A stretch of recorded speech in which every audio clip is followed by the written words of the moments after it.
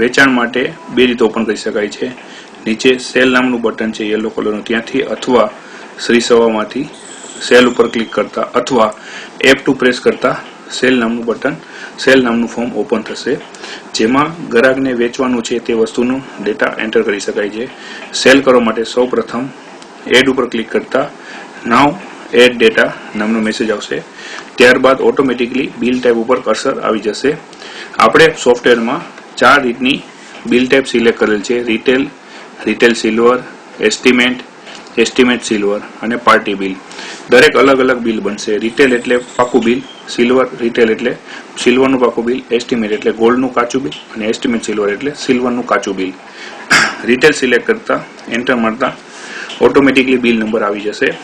ત્યારબાદ bill date select કરવી, ત્યારબાદ એન્ટર મળતા જે કસ્ટમરનું નામ છે તેનું નામ સિલેક્ટ કરવું। ગ્રુપમાંથી ફર્સ્ટ કસ્ટમર સિલેક્ટ કરી એન્ટર મારવું, ત્યારબાદ નામ એન્ટર કરવું। જો કસ્ટમર ઓલરેડી સોફ્ટવેરમાં નાખેલ હોય તો બુક્સમાંથી કસ્ટમરનું નામ સિલેક્ટ કરી શકાય છે, અથવા કોઈ નવો કસ્ટમર છે જે સોફ્ટવેરની અંદર નાખેલ નથી તે નાખવું હોય તો અહીંયા એન્ટર મારી ક્લિક કરી નામ લખતા તેજ યોગેશ એન્ટર મારતા ક્રિએટ ન્યૂ એકાઉન્ટ નામનો મેસેજ આવશે કે જે સોફ્ટવેરની અંદર નામ નથી તે નાખવા માટે ક્રિએટ ન્યૂ એકાઉન્ટ યસ ઉપર ક્લિક કરતા તે નામ ઓટોમેટિક એકાઉન્ટ માસ્ટરમાં એડ થઈ જશે, એટલે એકાઉન્ટ માસ્ટર ઓપન કરવાની જરૂર નથી। સિટીનું નામ એસ નગર, ત્યારબાદ મોબાઈલ નંબર 9426999249 એન્ટર મારતા કર્સર ગ્રુપ શુદ્ધતામાં આવી જશે, જેમાંથી તમારે ગ્રુપ સિલેક્ટ કરવાનું છે, આઇટમ ગ્રુપ। એન્ટર મારતા 20 કેરેટ, 22 કેરેટ, 24 કેરેટનું ગ્રુપ આવશે। 22 કેરેટનું ગ્રુપ સિલેક્ટ કરી એન્ટર મારતા જે વસ્તુ આપી છે તેનું નામ સિલેક્ટ કરવાનું છે। વસ્તુનું નામ સિલેક્ટ કરતા એનો ઓટોમેટિક સ્ટોક નીચે ડિસ્પ્લે કરશે કે આપણી પાસે આટલો સ્ટોક અવેલેબલ છે, જેમાં વસ્તુનું નામ સિલેક્ટ કરી એન્ટર મારતા પીસીસ છે તે પીસીસ એન્ટર કરવાના છે। એન્ટર મારતા ટોટલ વજન 10 ગ્રામ છે, 10 ગ્રામ વજન નાખી નેટ વજન, ફાઇન વજન ઓટોમેટિક આવશે અને તે બિલમાં દેખાડશે નહીં, એટલે ફાઇન વજન ઓટોમેટિકલી લઈ લેશે।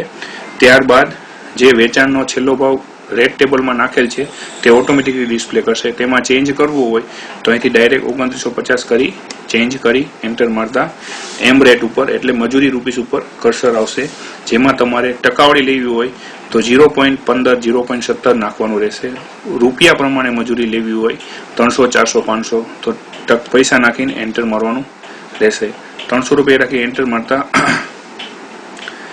એક્સ્ટ્રા રૂપીસ ઉપર કર્સર આવશે, જેમાં તમારે કોઈ extra charge, rhodium charge, stone charge એવો લેવો હોય તો લઈ શકો છો, અથવા ન લેવો હોય તો 0 રાખી એન્ટર મારતા કર્સર લેસ ઉપર આવશે।